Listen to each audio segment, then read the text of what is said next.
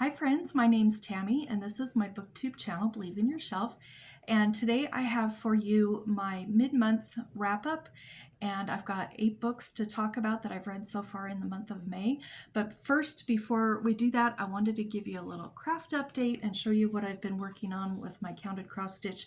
I recently just got back into counted cross stitch again. I haven't done counted cross stitch in probably nearly 30 years, and had a big break from it, and I've just gotten into it again and doing some things. So I made this.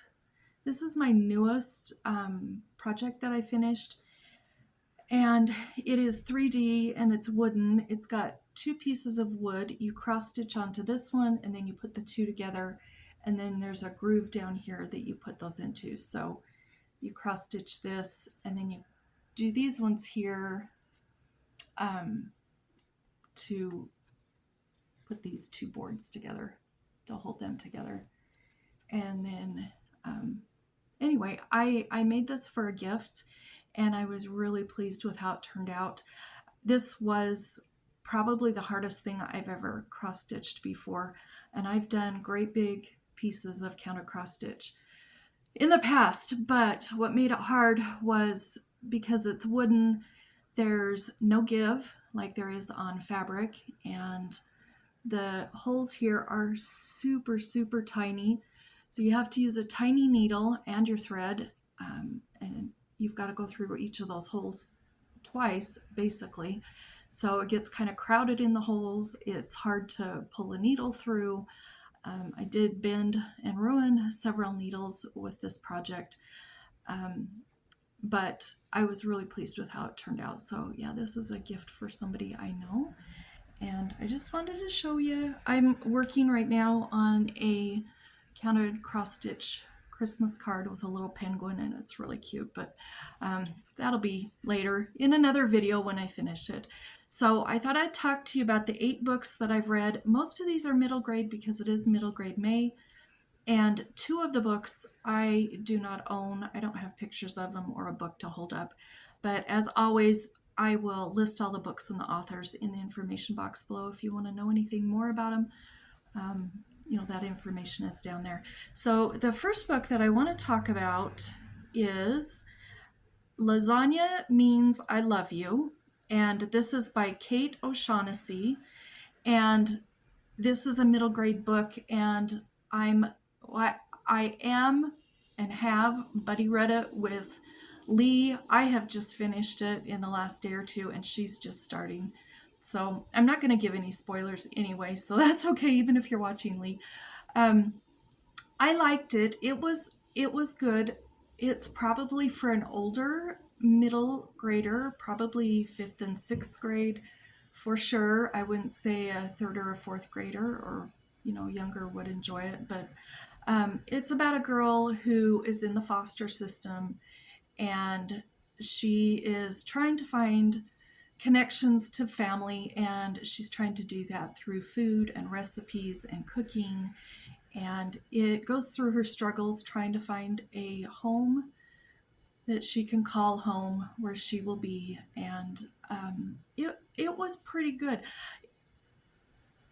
I have quite a bit of experience with foster care at this point, and I can say the depiction of foster care was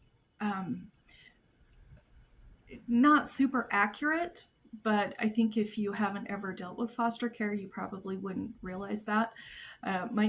Might be a little grating if you have, because it's different. I know there's one point in the book where the girl gets on the subway and she goes into the middle, into the Bronx on the subway, and first of all, that would never happen anyway, but especially the foster care would never allow something like that for a child to be doing that.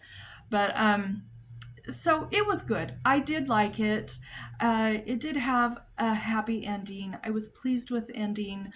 I thought the pacing was really good in the story. It was hard to stop. I did listen to it on audio through Libby, and I definitely wanted to know how it turned out, and I was super interested in it. I think it would really appeal to fifth, sixth, seventh, maybe even eighth graders. I think that they would really enjoy that book. Um, that's the age range, I would say. And it was a good book as an adult too, so I didn't mind that at all. It was pretty good. And the other book, let's see. Oh, the other one is, I'm looking down at my notes, sorry, is The Wild Robot by Peter Brown. And The Wild Robot, there's also two more books that have been published that follow The Wild Robot, and there's a fourth one coming, and they're all on my Libby as audio, and I've heard about them. I've heard a lot of people talking about The Wild Robot, and I knew the movie came out recently, and the girls got to see the granddaughters got to see The Wild Robot at school recently for a family film night. And so it really interested me, and I just wanted to read it. It was pretty good, actually. I don't know that I'll continue the series, but it was pretty good. It's about a ship of robots in boxes that the ship crashes or wrecks or whatever you want to call it. And all these boxes float into this island, and all of them get destroyed except one. And this robot gets out of the box, and the animals that are living on the island are very scared of her, and they're not very nice to her. And the book is about her learning to adapt to these animals and just the animals living on the island.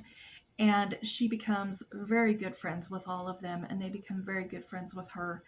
And they help each other survive, and she really forms friendships. And it was a really good book. It ends with a bit of a cliffhanger, and I might listen to the next books because I kind of want to know what's going to happen. But it was a pretty good book, and I really think middle schoolers of all ages would probably like that book.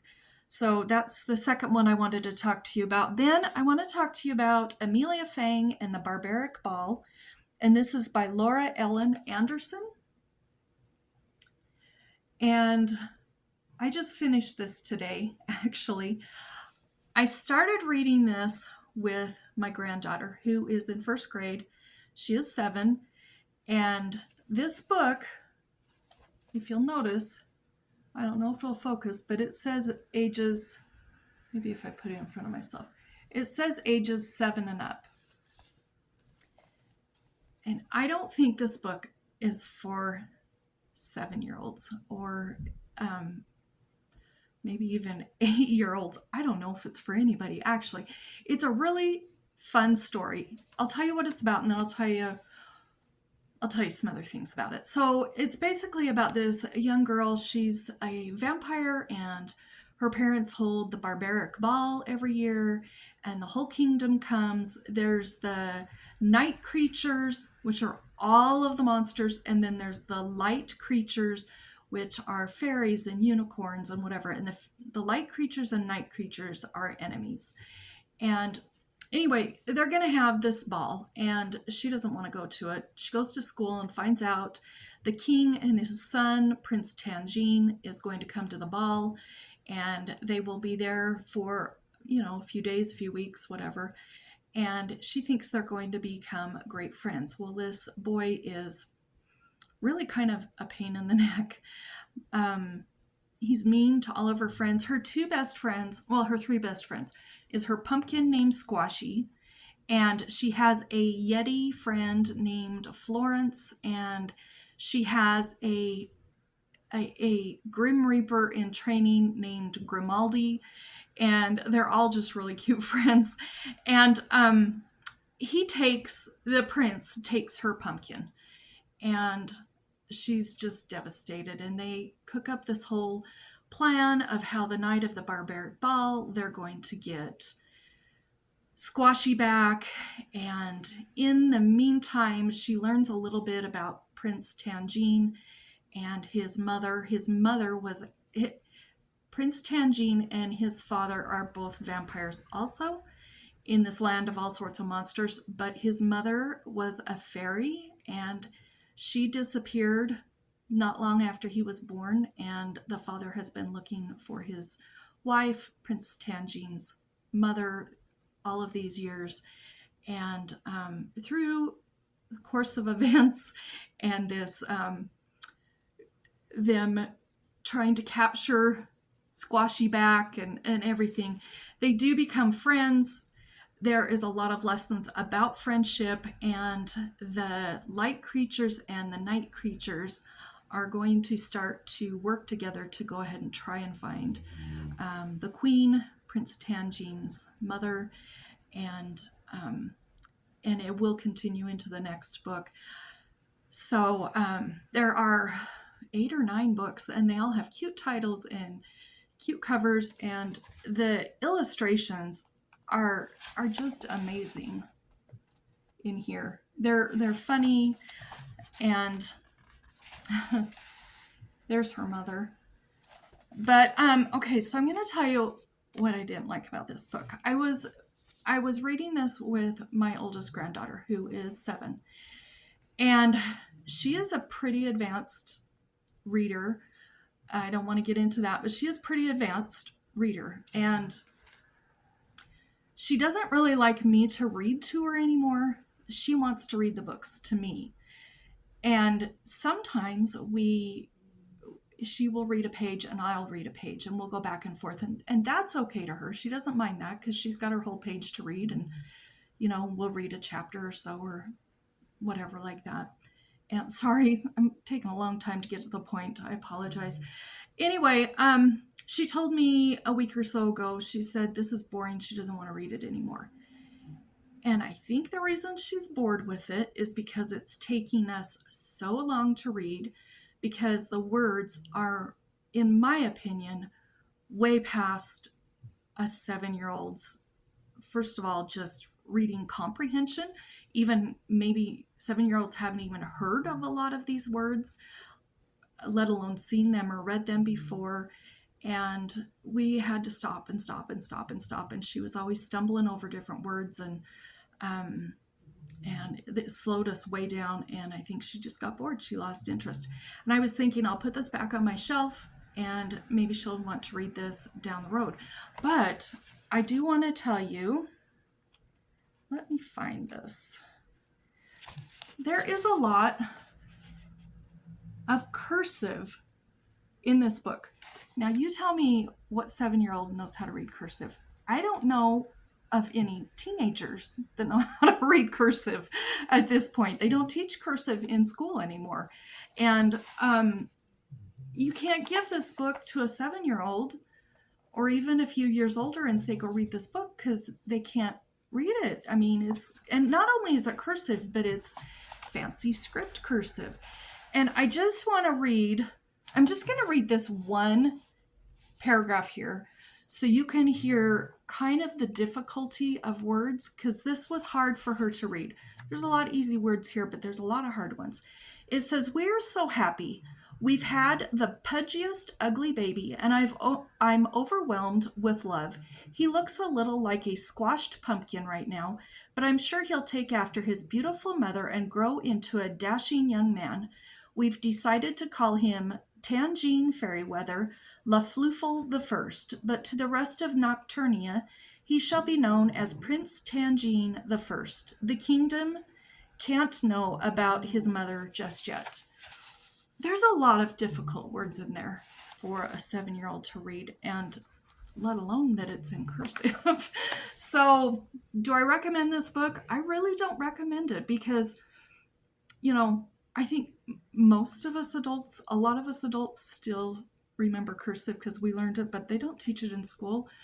So as an adult, you could probably read this, but the story is really geared for middle grade kids. So the story was not great, in my opinion. I think a middle grader would like the story, but it's going to be hard for a middle grader to read it with cursive. So I just wanted to talk about that. Take it as you will. Okay, so then The next one I want to talk about, I love. And you guys who have been watching me for a while know my favorite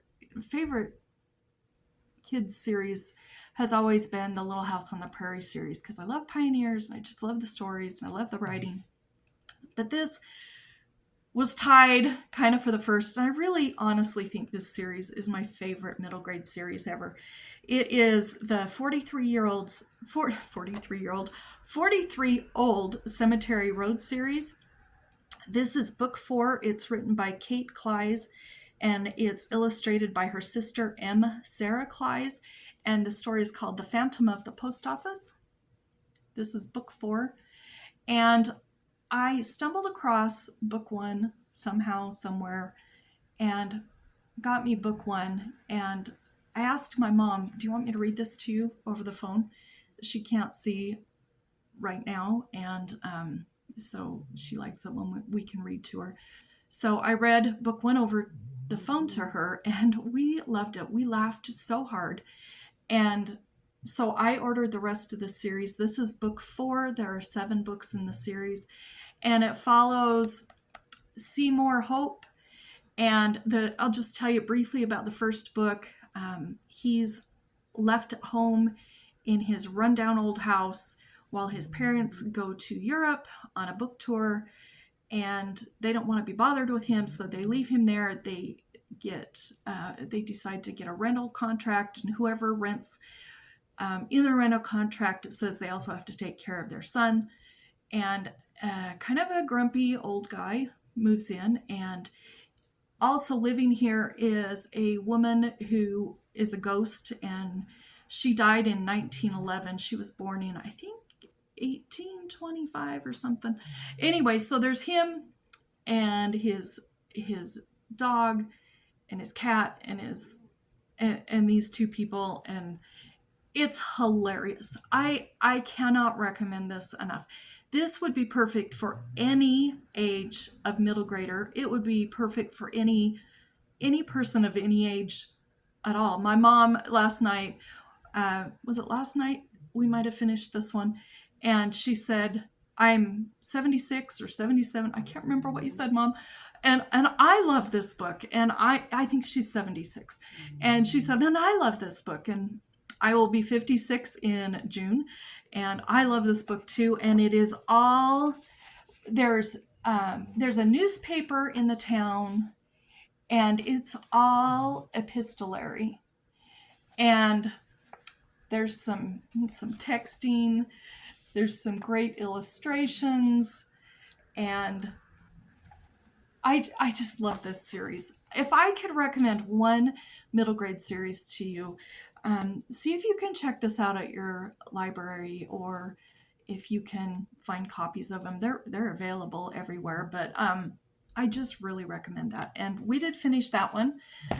So we have 3 more books in that series left. And as soon as I get done reading those to my mom, I will be starting those over and reading them to the granddaughters, because I know that they will just love those.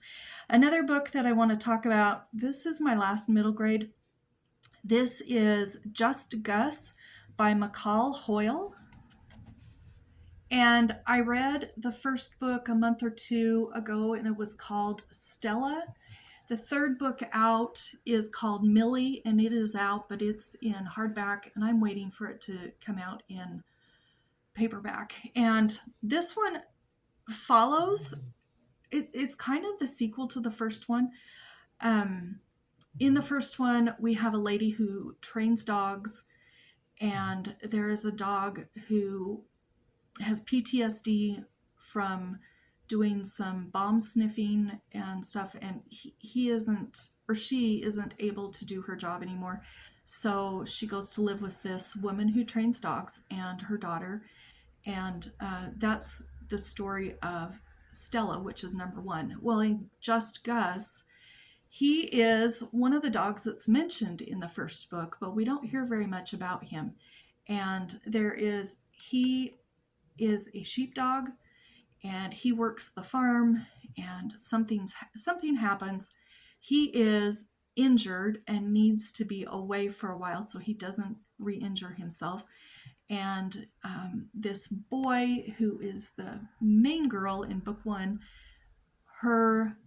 he's her cousin, and he takes Gus for a while. And these stories, Stella and Gus, just Gus, I think are just wonderful. I think they're really good books for middle graders. I think there's good lessons to be learned. Plus, there's fun in it. They're enjoyable books, and I really like this. I can't wait to get to Millie. Then, okay, I have one YA book. I thought this was middle grade. I mentioned it as a middle grade book when I did my May TBR, and it's called Jenny of the Tetons by Kristiana Gregory. Now, I recognized the author's name, so I looked her up and kind of, checked into her a little bit. And she does a lot of those, the historical princess books that are for middle graders. If you know, you know. I can't remember what the series are, but there's a couple of series. But she wrote this one, and so I was very excited about this. And I did like it. The thing that was really enjoyable to me is it's Jenny of the Tetons. I live near the Tetons. My dad lived some of his years growing up at the Tetons. There's a family dry farm up there and fishing. My dad and I have gone fishing just a whole bunch of times up there. And, various family members love to go up there and just go for a drive and stuff. It's not that far. It's beautiful. There is Lake Jenny, and the mountain man who discovered the area, I guess you could say, his name was Beaver Dick something.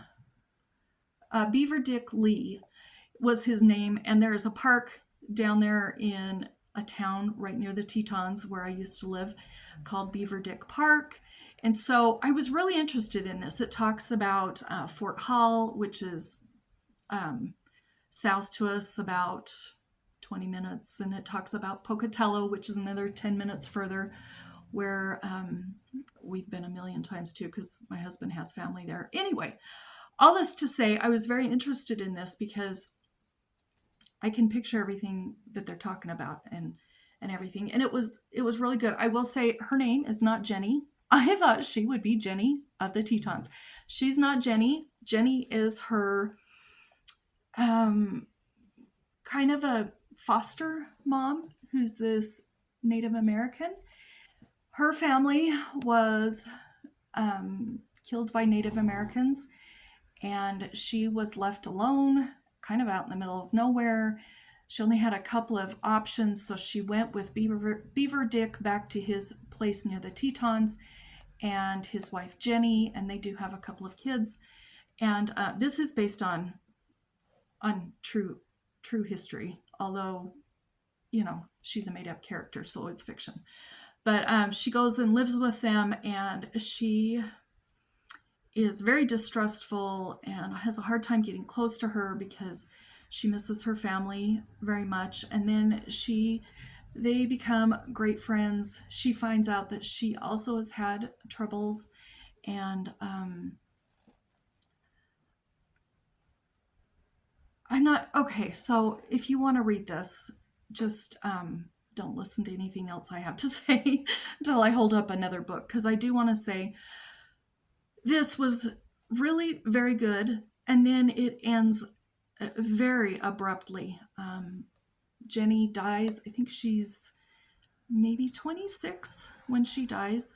She's very young, but she dies, and it's just over really quick. The ending is really abrupt, and I was kind of disappointed. I wished it would have been a little bit longer. Wished it would have had more at the conclusion. It does follow up with some information about what happened with various members of this family after she passed away. It was good. I also will say this is not for middle grade. She's like 16 or 17, and it's got some kind of hard topics in there. Her family was killed, and though it doesn't go into any description, it's still pretty sad. And there's just some other things that I don't know that are quite appropriate for middle graders. But I would say if you're maybe in 5th or 6th grade, maybe maybe 7th or 8th. I would have liked to read this when I was maybe 7th or 8th grade. I don't think I would have enjoyed this at all through 6th grade, but it was pretty good. I'm not going to keep it, but I was glad I read it just because I learned more about the area that I've talked about there. Okay, so, oh gosh, I'm sorry, I'm long-winded today. I have 2 more books I'm going to talk about. One is a cozy mystery. It's the first book in the Parchment Paper Mysteries by Matilda Swift, and this one is called And Then There Were Scones. Look at that cover. This was great. I will just tell you a tiny bit about it because it is the first so far in it's a trilogy, but I think book 4 is coming soon, and so I think it might be a longer series eventually. But the main character in here, this takes place in England, in the UK, and she has a baking food truck, and she's participating in a food truck bake-off contest, and they are home at her town for some hometown footage and stuff that they do, you know, at the end of those contests sometimes, so you can see a little bit about their families and where they're from. And they're back in her town, and one of the contestants is killed basically on the doorstep of her best friend's door to her shop.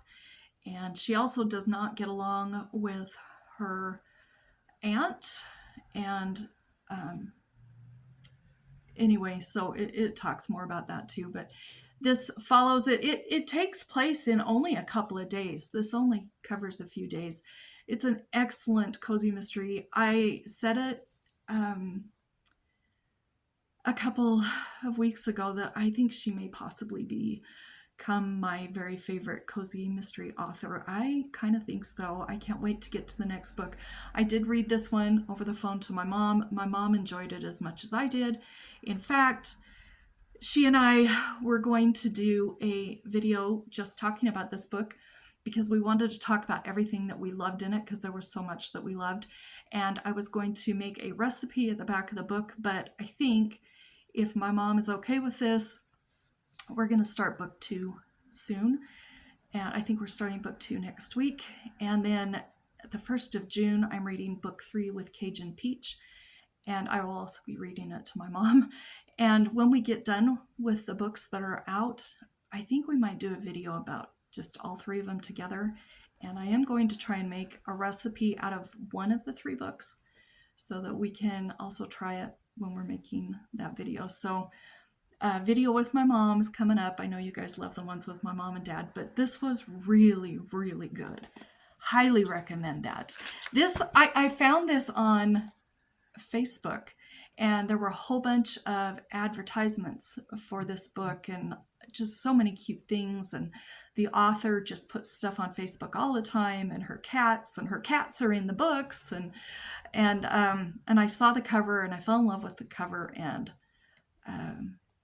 just looked online and found the series, and I had to get it, and I am not disappointed that I bought that book. Okay, and then the last book that I have to talk about is the first one in the Jeopardy Falls series by Dani Pettrey, and it's called One Wrong Move. And this is a Christian fiction book, and it is a romantic suspense. And this guy develops security systems, and then the main lady, she's in insurance and checks out insurance claims. She used to be an FBI agent, but something happened while she was at the FBI, and she has left there, and there is a museum that is hit that has a security system put in by him. And so the owner of the museum gets him there. She's also there because of the insurance, and they get together, and more of his museums are robbed, and people are chasing these two, and they're trying to stay safe. They're trying to find out what the whole story is behind all of this. And of course, there's a little bit of a romance.